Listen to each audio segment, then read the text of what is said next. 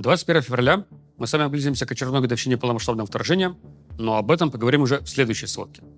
Всем привет, с вами Руслан Левиев. Прошло ровно 2 недели с начала наступательной операции украинских сил на Гуляйпольском направлении в Запорожской области. Как это всегда происходит в таких ситуациях, к такому моменту операция уже теряет свой потенциал. Основной прогресс, основной результат достигается в первые дни, первую неделю. Так что можно подвести итоги. Была ли операция успешной? Чтобы однозначно ответить на этот вопрос, нужно иметь информацию о потерях сторон, которой у нас нету. Я за эти 2 недели кадров каких-то особых кровавых столкновений не видел. Так что пока исхожу из того, что потери двух сторон сопоставимы. Какого-то сильного перекоса в ту или иную сторону нету. В ходе этой операции украинская сторона смогла, как бы я сказал, отодвинуть серую зону дальше вглубь российских позиций. То есть смогла отбить часть территории, но ней еще предстоит закрепиться. Основной успех был на участке фронта в Днепропетровской области, в районе поселков Терновое, Березовое, Вербовое и Вишневое. В южной части этого участка фронта были, наоборот, продвижения российских сил в районе Дорожнянки, Залезничного и Цветкового. Так что по итогу и те немного продвинулись на соседних направлениях. Когда украинская операция только начиналась, было много разговоров о том, что пытаются застать российские силы врасплох, воспользоваться моментом, связанным с отключением российских старлинков. Этого не произошло. Никакого ослепления российских войск и потери военно-полевой связи не было. В целом, сколько я читал российские источники за эти недели, они писали, что да, отключение старлинков создало проблемы. Но это было примерно как вернуться в 23 год. То есть тяжело, сложно, но не критично. Наступательная операция под Купинском в конце прошлого года была более успешна, а вот тогда старлинки еще не отключали. К слову про Купинск. Пару недель назад на Купинское направление приезжала проверяющая комиссия от Генштаба. Возможно, это как-то связано с множеством публикаций в Z-каналах в последний месяц на тему того, насколько заявленная картинка по линии фронта отличается от настоящей. Проходит пара недель, и что мы слышим? Никаких нарушений комиссия не выявила. Полагаем, что проверяющим накрыли хорошую поляну, угостили как следует, так что те и написали в своем отчете, что генерал Сергей Кузовлев не врет, и где-то над Купинском развивается российский триколор. Так что доклады в папочках по-прежнему перевешивают любые сообщения от самых популярных Z-блогеров. Это показатель в рамках другой громкой истории, которая произошла в последние дни. Григорий Вдовин, корреспондент телеканала «Россия-1», описал в своем телеграм-канале историю вымогательства денег со стороны военных начальников у обычных солдат. О том, как требуют миллионы рублей, иначе отправляют в штурм, откуда ты уже не вернешься. У Григория всего ничего подписчиков, чуть больше 10 тысяч. Но пост залетел почти на 1 миллион просмотров. В историю включились такие популярные Z-блогеры, как Фетербомбер и Разведос. Пообещали поднять свои контакты в Минобороны и разобраться. Казалось бы, история супер банальная. Мы про аналогичные случаи вымогательства со стороны российских командиров слышим уже давно. Но вот тут пост залетел, наверное, потому, что называлось имя конкретного пострадавшего солдата. И корреспондент «Вестей» угрожал, что если хоть пылинка упадет с этого солдата, то он там вам всем устроит. А угрожал он так потому, что военное начальство уже пытается сделать из солдата виноватого, сделать его дезертиром. Так вот, прошло несколько дней, Фетербомбер написал, что благодаря им выехала проверка на места. Частично история подтвердилась, и все. Какого-то дальнейшего хода событий нету, потому что, по словам Фетербомбера, все пострадавшие отказываются свидетельствовать под протокол. А без этого типа невозможно кого-либо наказать. Так что сами солдаты и виноваты, что командиры обирают их до нитки. Также и с Купинском. Спросят проверяющие у солдат группировки войск «Запад», врет ли ваш командующий генерал Кузовлев? Ну, конечно, они хором будут отвечать, что нет, Купинск действительно захвачен. На Покровско-Мирноградском направлении украинский проект Deep State все никак не дозакрасит красным цветом, собственно, Покровск и Мирноград. В обоих городах, по их мнению, остаются такие маленькие кусочки местности, находящиеся в серой зоне и позволяющие не признавать потерю обеих городов. Хотя де-факто они оба давно потеряны. При этом на этой неделе авторы Deep State писали, что история обороны Мирнограда подходит к концу. Как и ожидалось, никакого полномерного отступления на более укрепленные позиции, чтобы сохранить жизнь украинских солдат, не случилось. В итоге, как и стояли, так и стоят до конца, без маневров отхода. И это сильно контрастирует с тем, что любит в своих заявлениях повторять Александр Сырский. Он каждый раз приговаривает, что территории, конечно, важны, но приоритетом должны быть жизни солдат. И после этого продолжают не давать приказ на выход из опасной зоны. Оба города уже отчасти используются российскими войсками как тылы. Мы уже видели много раз российскую бронетехнику в Покровске. А теперь вот сообщают, что российские дроноводы начали использовать высотные здания в центре Мирнограда для запуска беспилотников. К северо-западу от Покровска находится поселок Гришино, который российские войска уже давно штурмуют.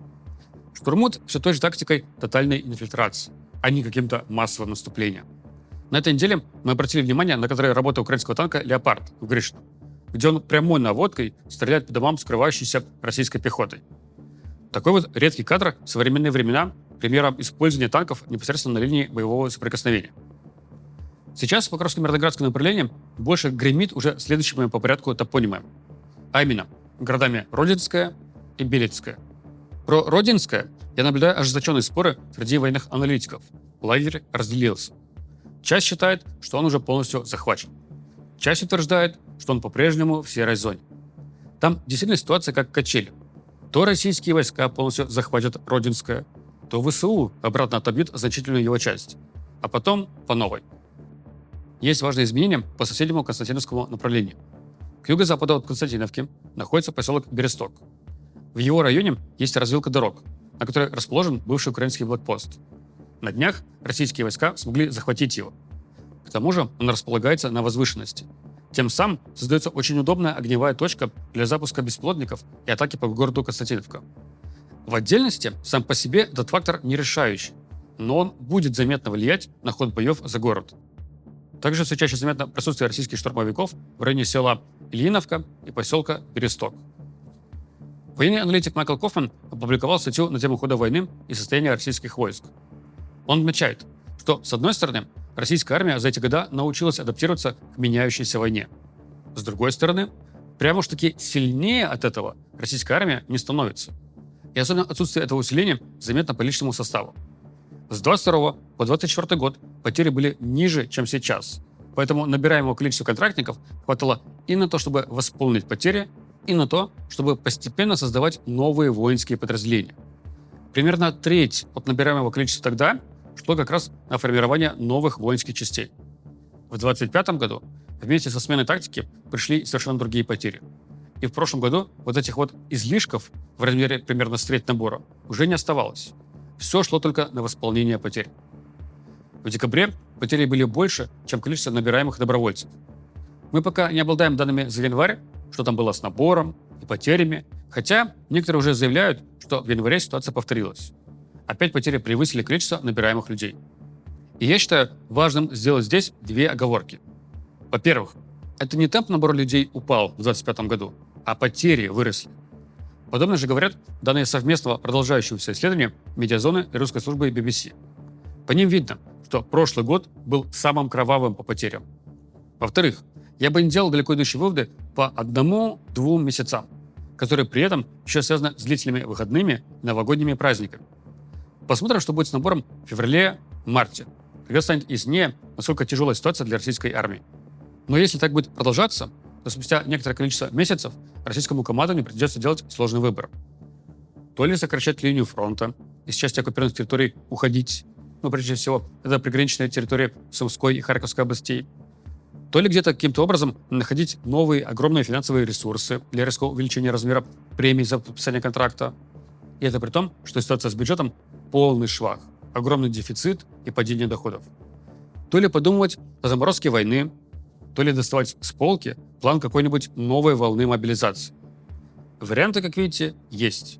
Все они нехорошие для Кремля, но вовсе не обязательно это закончится мобилизацией. К тому же необходимость принятия таких решений пока что еще только маячит где-то на далеком горизонте. Мы с вами говорим даже не о ближайших месяцах. Хотя по-нормальному какие-то шаги к облегчению ситуации надо делать уже вот прямо сейчас. Например, прекратить растягивать линию фронта. А вот группировка войск «Север», отвечающая за приграничные территории, последний месяц занимается ровно обратно. Постоянно они создают все новые и новые микроплацдармы в Сумской и Харьковской областях, захватывая приграничные поселки, которые никакого значения для войны не имеют. И все это делается под эгидой создания буферной зоны, которая вроде бы как должна защищать жителей приграничных районов от обстрелов. Если отодвинуть подальше от границы украинские войска, то они не смогут обстреливать Белгородскую, Брянскую и Курскую области. И вот если вы зайдете в телеграм-канал губернатора Белгородской области Вячеслава Гладкова, то по его радостной физиономии на видео вы поймете, насколько этот план работает. А если вы не согласны с тем, что план работает, то Министерство юстиции России расскажет вам, какие слова вы теперь должны добавлять в конец каждого вашего сообщения где-либо. А если после этого для вас не дойдет, что российская армия самая сильная и правильная в мире, то получите штраф, а потом и уголовку.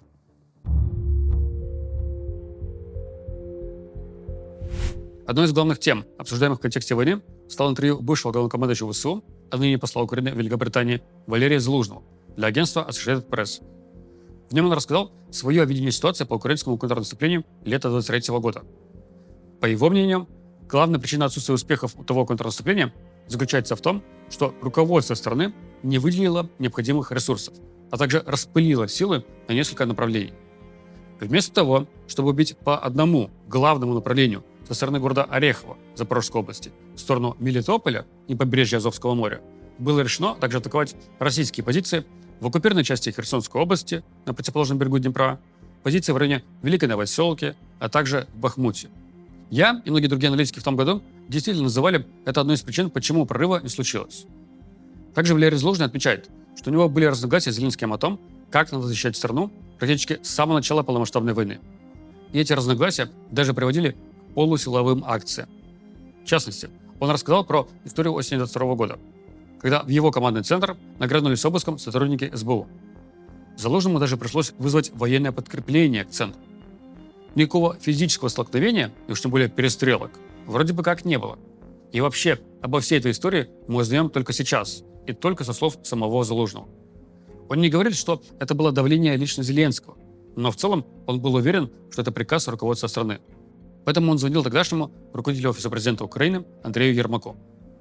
Эта заметка Associated Press вызвала острую реакцию у некоторых действующих и бывших украинских военных. Например, у бывшего начальника штаба бригады Азов Нацгвардии Украины Богдана Кратевича. Он в своем твиттере написал, что ресурсы на самом деле были. Была и техника, и вооружение.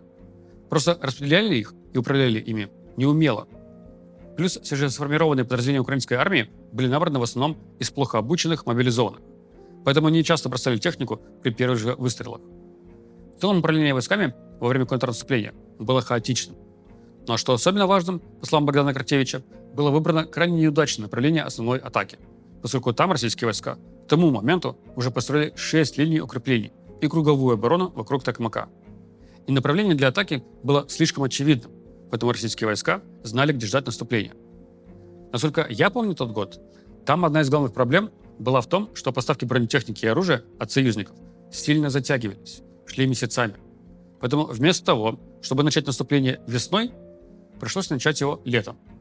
Конечно, к тому моменту российские войска уже успели подготовить оборону, потянуть резервы и приготовиться отражать атаку. Многие считают, что эта статья Associated Press – это такая заявка Залужного на участие в президентских выборах после окончания войны. Хотя конца и края этой войне пока что не видно.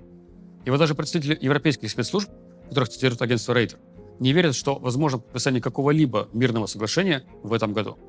А в целом все эти потуги со встречами в Абу-Даби превратились в театральное представление для одного актера – Дональда Трампа. Такие вот новости у нас были на этой неделе.